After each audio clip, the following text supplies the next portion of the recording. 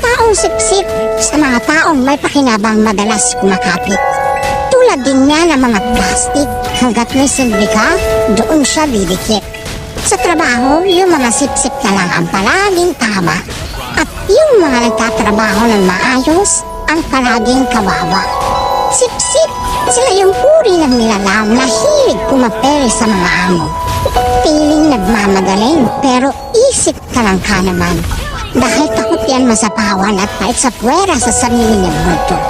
Sila yung mga taong ayaw kang maging masaya, kaya sinisiraan ka sa iba. At tipong gagawin ng lahat, mauna lang silang umangat. Kaya lagi mong tatandaan na huwag kang manhina ng iba para lang umangat ka. Dahil kahit ano pang pagpapabango ang gawin mo sa sarili mo, sisingaw at sisingaw pa rin ang basura ugali mo.